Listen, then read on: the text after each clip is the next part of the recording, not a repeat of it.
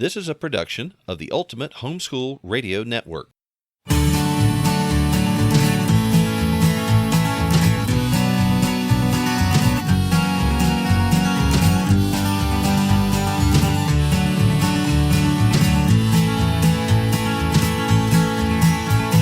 Well, hello everybody, this is Hal. And I'm Melanie. And we're glad to be bringing you another episode of Making Biblical Family Life Practical, here in another episode of our Corona Chronicles. We're all locked down hard and fast here. Our state governor has told everybody stay home now for the next 30 days, which, okay, well, we're already home, but... Well, in a way, it's like it normally is for us. Because we work from home a lot. We homeschool. But we're not here in the spring. And so I'm loving seeing my azaleas and dogwoods, but it's weird being home in the spring. Well, I'm not loving missing homeschooling conventions this time. No, I'm not loving that either. We typically are on the road this part of the year, and in God's providence, we're not this time. Yeah. So that's the big change for us. Not loving the lack of income either. But anyway, God is our provider. Yeah. Today, we have something really great for you. Mm-hmm. We are going to be talking about bullying. And, y'all, it's much bigger a problem than most parents realize. Mm-hmm. Today, we are talking to Candace Duggar of Bullied, Broken, Redeemed. Mm-hmm. Welcome, Candace. Hi, guys. Thank you, Hal and Melanie, for having me on. Yes, it is the quarantined homeschooling, right? We're all in crisis homeschooling. Even if we've homeschooled for a while, we're adjusting. So it's quite a... I never dreamed 3 months ago everyone would be teaching their kids at home. No. And I feel like God, our ministry has been helping families that are leaving public and private school to homeschool to use, if their children have anxiety or bullying, I think it's a beautiful way to help children heal. And I felt like God's been preparing us for a flood of those children, but I never thought it'd be overnight. I thought it'd be like, I knew he was putting on our heart that the transition is drastic and you need to help those families through it, but not like this. So, but we not are all at once. Yeah. Well, we saw some, I saw a number of years ago when the federal government, when the education department was doing their surveys and including the homeschooling parents, they were asking them, what's your motivation, your primary motivation for homeschooling? And for years and years, it was, back and forth between I'm doing it for educational purposes or I'm doing it for religious philosophical purposes. Mm-hmm. And then suddenly it rose up. I'm doing it because I'm concerned about my child's safety. What about socialization? It's a huge portion now. Yeah, that they said my child's got a bad peer group in school. He's being bullied or they're being led into things that we don't approve of. And that really, I think, has become the predominant motivation now from what I've seen in recent surveys of home educating parents. Now, it's one thing to say my child is being bullied at school and I'm taking them out of that toxic environment. But you know what? In the homeschooling community, we have kids and others who are bullies in our own community too, don't we? Well, we've seen it in church. We've had kids bullied at church. In a good and conservative church. In a great church, a fantastic church. A great church. And I will give you kind of a little bit of our story. We left public school with our oldest son, who was in 7th grade, and we knew something was seriously wrong. And God put on our heart, you need to homeschool this child or you will lose him. And we're talking about serious mental health issues, safety issues, big concerns. And God was really clear, not private school, not switch schools, you need to homeschool him. And I was like, I don't think so. But obediently, I came, and it's been such a blessing. But what I saw are many pieces, the same children that were in school with him, also at youth group, same in the neighborhood, removing your children that geography alone will not fix this. And so many times it's a beautiful step, but there's so many more pieces that need to be coming into consideration because a lot of times, we still live in the same community. It's not like you got up and moved across country. And in some families, actually, it gets to the child's safety that they do relocate. But most of the time, the kids are still in the neighborhood, right? You run into them at the grocery store. You find them in youth group. There are many times I found in our situation where we were in Bible studies and youth groups, some of those children were the worst offenders in the school to my child that were physically and emotionally bullying him. To the point that even when I had a son at 9 years old under the bed screaming, I'd rather die than go back another day, we said, we can't do that for him. So that's how we ended up pulling our second son 2 years later. So we did this 2 times. We're not your traditional homeschoolers. Like well, I'll bring everybody home and homeschool them. We really thought it was situational, one at a time. And it has really saved our children and been a blessing for our family that we've come together. And now we have a ministry to help others. But we hear over and over and over again from leaders in the homeschool community to those that are taking the counseling calls, the ones at state organizations who are answering the phone saying, I need, we have to leave. We can't continue to send our child there. There's no help. And they come home and there's so much more than sending in your paperwork, your laws, and the conversation of, so here's your curriculum. Yeah. You cannot educate a child that's in trauma or stress or anxiety. You have to get to the heart first. Candace, so let's back up just a little bit though. How do you recognize that your child is being bullied before you get to the point where your child's threatening to kill himself? Yeah. So, and I will tell you, for us, we had actually knew there was an issue. We had been working with a school for a year. So I'm going to tell you one of the problems I see with bullying itself, and I'm going to pull this out so I don't misquote. Okay. Sure. Bullying. Oh my goodness, that is so small. There's no chance I'm going to read that. Here we go. Let's try this slide. Bullying is just I like old lady glasses here. So the National Center Against Bullying definition is bullying is an ongoing and deliberate misuse of power in relationships through repetitive verbal, physical, and or social behavior that intends to cause physical, social, and or psychological harm and can be involved in an individual or group's misuse of power or perceived power or one or more persons who feel unable to stop it when it happening. It's a complex conversation that a lot of words. But how does a parent take that and even know what to do with that? That's complex, right? Like your brain's like, what does that even mean? We try to relate it down to three things. Is it ARP? Is it aggressive? Is it repeated? And is there a power imbalance? If it is those three things, you are dealing with bullying. Mm-hmm. Bullying is not a conflict issue. Everybody has conflict. But are those three things when we're talking about bullying? It is one of the fastest ways that parents that I work with can really sit and identify independently. Am I looking at something? Is this person being aggressive to my child? And guys, it is not, guys and gals out there, it is not just children. No. One third of the calls I get are from teachers, coaches, or other adults bullying their children. Wow. It is a huge number that I get calls on. But the power thing is not necessarily someone who is in actual power over the child. Mm-hmm. Well, but it can be, and it's a perceived power. Perceived right? Power. It can be it can be a perceived power. Someone who's accepted in the group more than you are. Yeah. And one situation we saw that was very difficult to deal with is we, in a school with say 15 boys, 10 of them were the cooler kids. And then the kids who were not deemed. And to keep those kids in line, there was kind of the alpha male of the group, the power leader, would tell one of those other children, you are going to pick on that kid and do that today. And if you don't, the other 9 of us will beat you up. We are talking about by third grade, very gang mentality, power alignments of fear psychologically to keep children in line. And it could be as little as, which is not little to a child, but stealing their library books so they get in trouble, right? Taking their food. And our children who are special needs children really struggle in this, especially when they're integrated into classrooms. They struggle with that social aspect. They struggle to connect and understand some of the pickup cues where there's teasing, where there's not teasing. It can be a really hard piece. So power is not always about the person in power. Now, when we're talking about coaches and teachers, parents, the teachers, that is. But socially, can be just as much as somebody being the perceived power or wanting to be cool or be in with the group. Yes. Or you're not going to get invited. Yeah, and it's really, I realize that as I'm thinking through this issue, and so often we stumble over things because our definition is not broad enough. And when you think about when you say bully, the first thing that always comes to my mind is the big kid that pushes the little one off the swing set.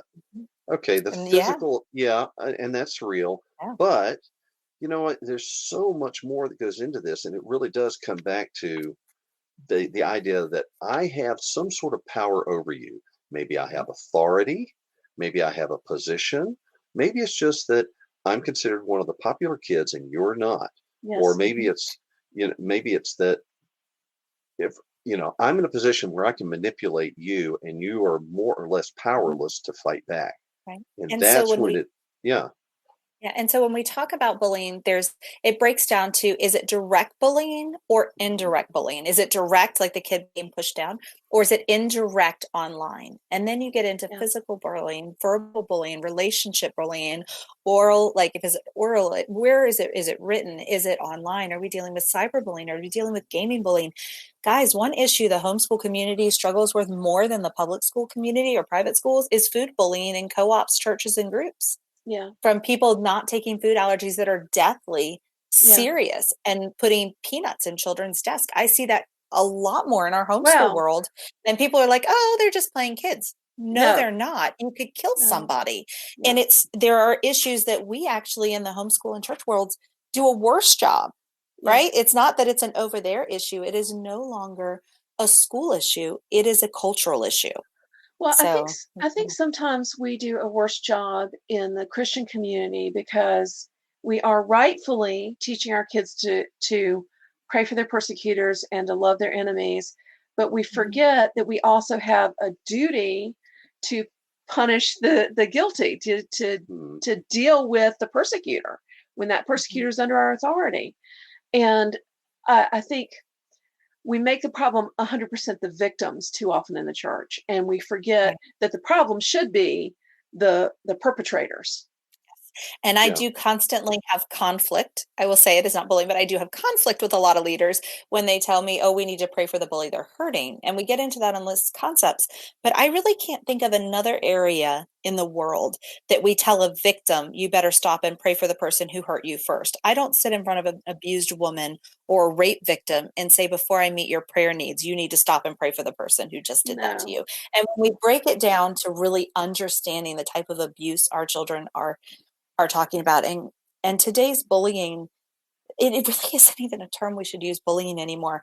I'm talking with kids who are getting raped in locker rooms. I'm talking with kids who are sexually assaulted consistently over and over again on buses. I'm talking with children who are forced into sex trafficking for protection from their bullies.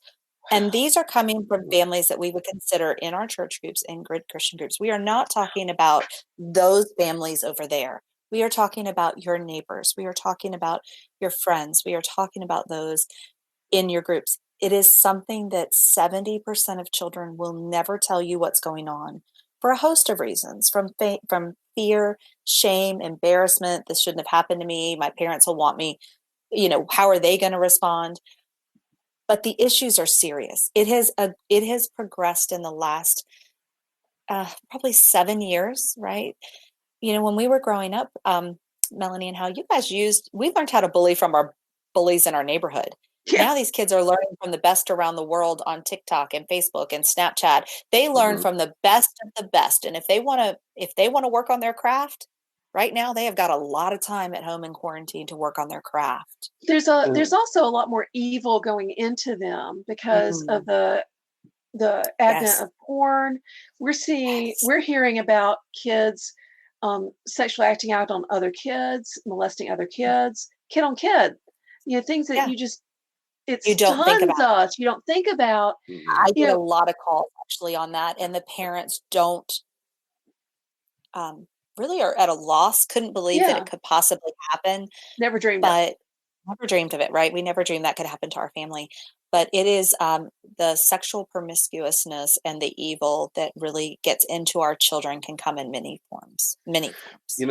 Something you said there, I think it's really important to recognize that we're not talking about those families over there. We're not talking about those bad communities. We're talking about humanity. We're talking about it's going to impact good families and good churches that are serving the Lord. And also I think it needs to be said, there's a lot of out in the world, if you will, there's a lot of grievance mongering, people that want to glorify themselves because they consider themselves victimized.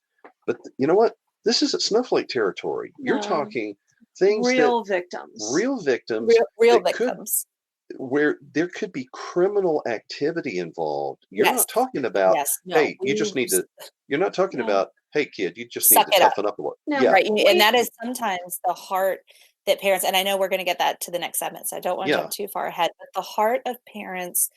And sometimes when we were down at leadership, so both of us were the pleasure of being at the leadership conference and meeting with leaders in the homeschool community. How many of them come to me and say, I'm not equipped to deal with it because I was bullied as a child. And I'm wondering if subconsciously I actually homeschool to keep my kids away from that. I don't have the skills to help my kid because no one helped me deal with this. How do I help in an issue that I don't even understand because I'm still so deeply hurt? Or many parents of my child's actually already attempted suicide from being bullied in our church, and we homeschool. So this is not, it is a place that in the homeschool community, our organization actually specializes in the homeschool community, equipping leaders, parents, and children on understanding the epidemic of bullying, but then healing from it. We focus on that too. On top of that, one of the hardest things for parents to sometimes do first is to get their house in order, right? To spend the time educating themselves on this may be your child's issue, but no one's going to ride in and save your child. This is you, your family. Yeah. You need to really equip yourself with knowledge to come alongside them right now and help them heal, because it's a tough road these kids are All right. on. So in the next segment, we're going to be talking about recognizing your child's problem and helping them. What do you do to help these children to heal and to give them a safe place? Check out Candace's ministry at bulliedbrokenredeemed.com. Bulliedbrokenredeemed.com. And check out Craftsman Crate. Okay, now this is something that we have talked about before, and we just want to bring it back up. This time when everybody's under lockdown, everybody is basically being told, stay home, stay out of the stores, just find something to do without going out. Well, you know what? This is a great option. It's one of those things. Yeah, we're going to be online, but you want some real life stuff that your kids can do, maybe that you can do, something that will occupy your mind and teach you a good, useful skill and doesn't require extra trips to the store to make it happen. Okay, craftsmancrate.com. Mm-hmm. Now let Candace. We've been talking to Candace Duggar of bulliedbrokenredeemed.com, who is an expert, unwillingly, I suspect, in bullying. And we would like to, we were talking in the last segment about how extensive the problem of bullying is and how it's way more serious than most parents realize. One of the things that we encourage parents to notice changes of personality and behavior in their child. Yeah, that's a big one. That's a big one. That's a big one. So there's several things just to kind of give you warning signs. If you're finding your kids are having the stomach aches, they don't want to go to co-op because they happen to be sick, or they're not wanting to go to school because they're having stomach aches and headaches and other gastrointestinal issues. Are they having nightmares? Have they reverted back and started maybe bedwetting? Are you seeing behavior signs that you didn't see there that are creeping up?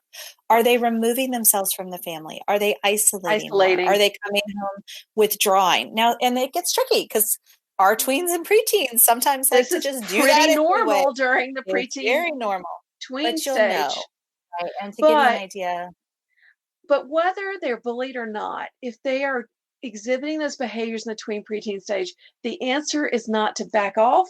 The answer is to press in, to reach out, to develop relationship, to listen. And if they're not being bullied, that will build your relationship. If they are being bullied, it will build your relationship and open the door for you to help them. It's a big one. And so when we're talking, to give you an idea, we knew my son's 7th grade, he's at school. We had a kind of a happy-go-lucky kid to the tween that you're like, oh, I don't know, maybe this is normal. They start dressing differently. They're starting acting differently. I saw some behaviors that became really concerning for me, and trying to press in more and more to that to see what was going on. And Guys, it wasn't until my son was homeschooled. I mean, we pulled him out, knew something was wrong. He was kind of on board because he was so miserable. But homeschooling, it wasn't until somewhere between 7 to 9 months that he was home with us and had enough trust to really even share with us so much that was going on. We knew a little, just a little. But when we started to uncover what the abuse was that he was dealing with, it was I just almost couldn't believe it. And so parents, I want to give you guys, those of you who are watching on YouTube, you'll get to see a few little things we won't kind of be able to do on podcast, but I'll still try to make sure I articulate it very well. One of the biggest things when your kids come to you, 70% are never going to tell you. And if they give you anything, I mean, a droplet of a friend sending them texts that are hurtful, your response to that in the beginning is going to be so important. Yes. And so calmly pay attention to your body language, pay attention to your response, pay attention to your words. Don't blame them like, well, what did you do first? Right? Pause, take that pause and say, wow, that must be hard. Would you tell me more? That's a great way to ask for more. Give them permission to talk, because they're going to start sharing, if they start sharing gifts with you, treasures, little treasures to them that are deep, dark personal secrets that they're terrified of. Their biggest reason normally is that you're going to run off half-cocked, like mama bear, to the school. You're going to run off to the church. You're going to run off to other places to try to solve it. When in reality, if that's your first response, you may end up making the situation worse for the child, dealing with retaliation bullying. And so assure them you're going to be there. This is why we often see kids raise what we call a trial balloon. They will tell you something that is a tiny piece of what they're going through, and it may not even make much sense. Yeah, it may not be something that's even particularly relevant, but it's like, I'm going to give them a little bit and see how they react before I start to unload the whole bag. And it might not even be something Are you a safe place?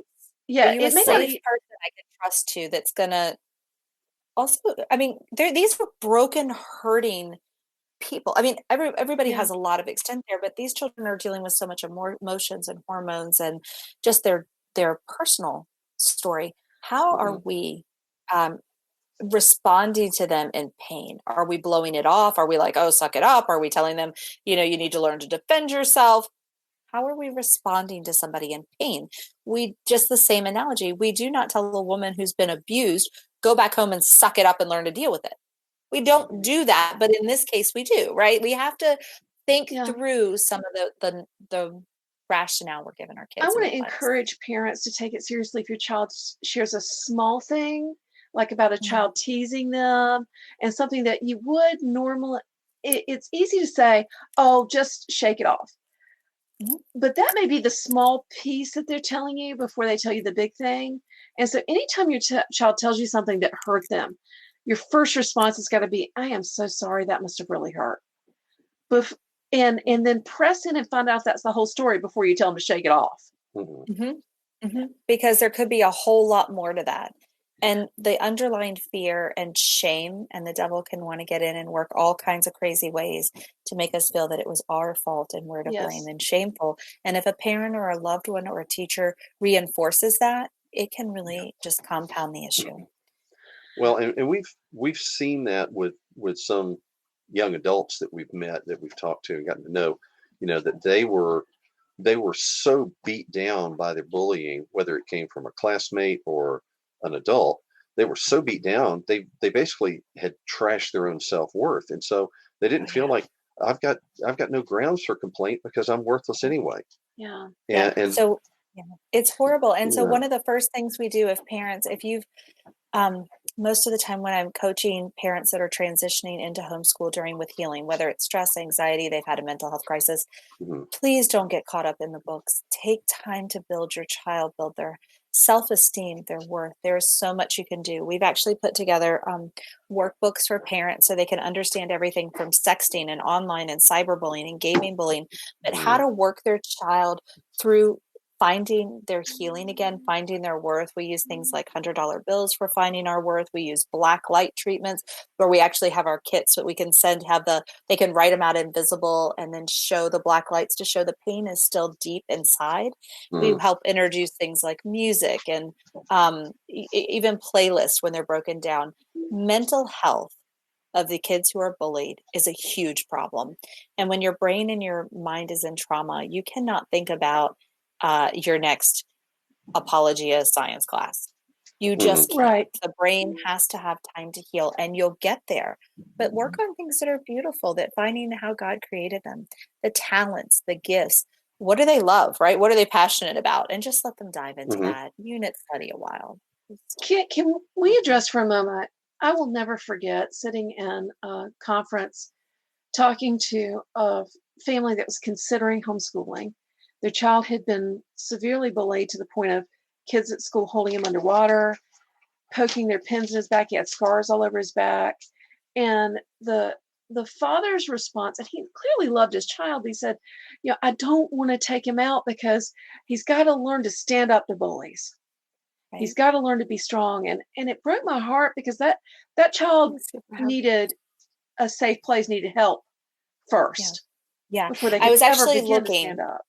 Yeah, I was actually looking. So we addressed that, and I don't know how much I can't find it, but we actually have a program that we work with kids in. So what I find many times is the dads say they'll drop them off at like a martial arts place or a different place, like learn self-defense, get, find a karate, find something. And so teaching kids, it is not their fault that this has happened. We teach them how to work through what is bullying, how to deal with their own pain. And we do at the same time approach the dad's concerns of you need to learn to do this. But when we start talking to them about, would you really give your daughter that advice if she had beaten and came home with you with scars all over her body? Would you sit in front of her and send her back home? Yeah. Is it any different for your son or daughter at the age because of who's doing the type of abuse? You have to really break down how much damage is there to that person. And so we do take care of practical things, like if you're ever physically attacked, which is 20% of bullying, how do you get out of it? What are things you can do, taking back your power? But we also teach people how to not become a victim again.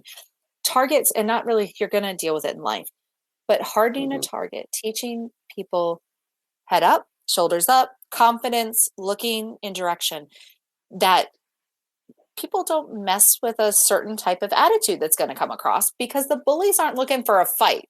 They don't really want you to get engaged. They want to push you around and they want to get that thrill. Right.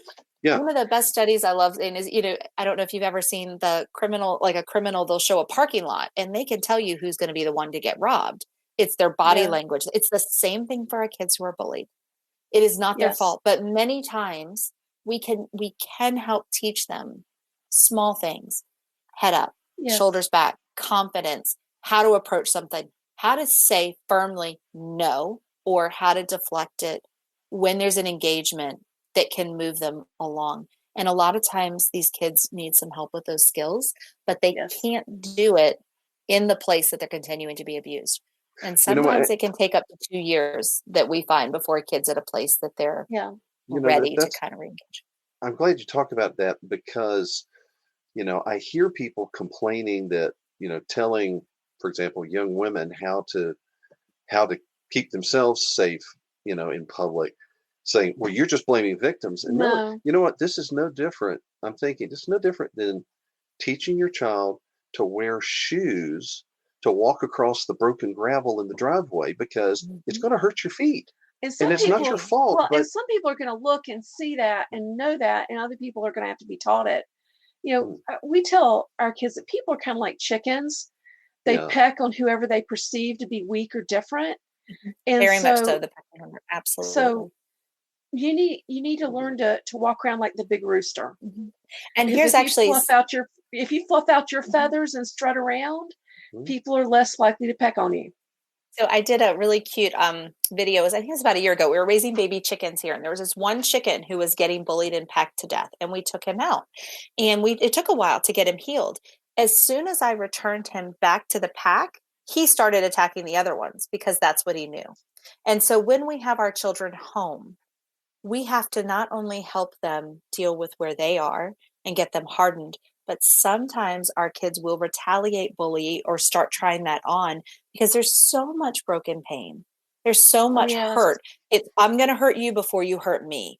And we need to deal with that too. And so even in our chickens, as you mentioned, if you put them back in and they haven't really slowly, and what we do is slowly, I'm sure you've noticed, chicken, put two of them together and like that one, like slowly, and then we can integrate. And then he's like, oh, okay, not every chicken's going to eat my left leg off. You know, you have to slowly reassess. And homeschooling is such a beautiful way to not only help a child heal, but slowly integrate back into healthy places where there's normally a fairly consistent group of healthy, balanced children. And if they're not, their parents are there watching them, are there, telling them to knock it off. Yeah. Right? It's not like, it really, it's a tremendous healing place. I do want to address you just a minute because we're running out of time. And Candace, we could talk to you for days.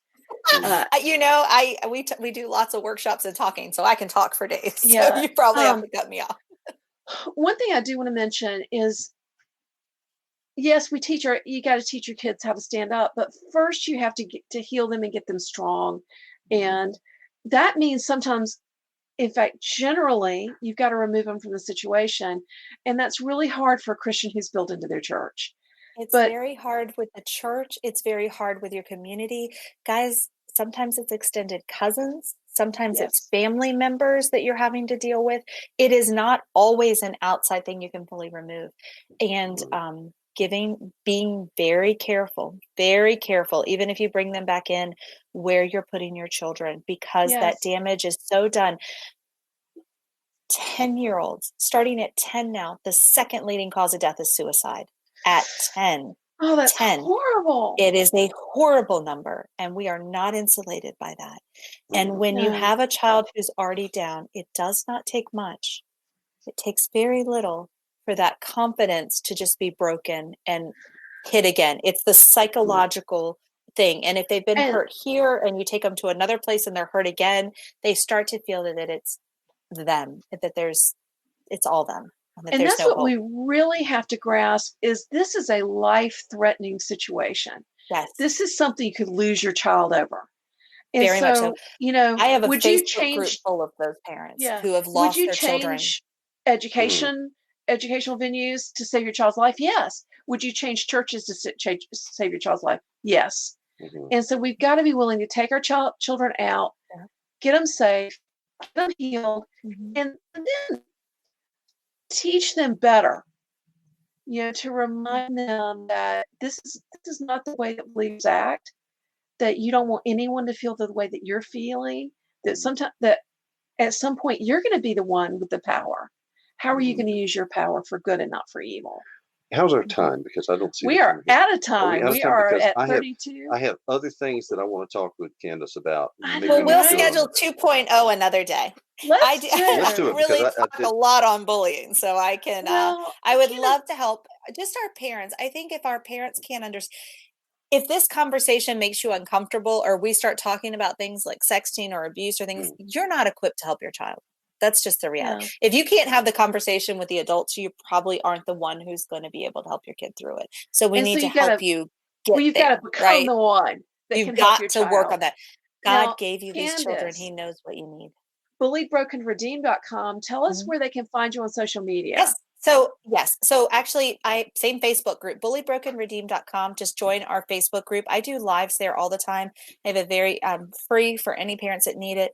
Guys, you're going to find parents in there who have lost their children to suicide. So you're going to find parents there when you're having a problem. They can give you what we wish we would have known or wish we would have done. You're also going to find parents who are in the thick of it, who are needing some support, right? I mean, I have boys. Some of them are going to have, and I definitely train lots on girls, but when other parents are in the thick of it and can give you support, there's a community there to help you. We also have all of our books, our parent books, our journals. They're all on Amazon. You can buy them on Amazon. And we are in the middle of transferring everything to digital onlines too, with the way things are going. So depending on the day, those might be up there on Kindle and downloads. And they can find your resources at your website, right? At my website. Yep. I think everything's up there. And we have kits that we sell that have all the things in them from our $100, our values using black lights, our full kits there too. But excellent. We really want to help the homeschool community tackle this so that we're all kind of hardening and preparing our children for what the future is to come. So. And let's say, need to say this for those who are just listening to the audio on the podcast. Bullied, Broken, Redeemed. That's BULLIED,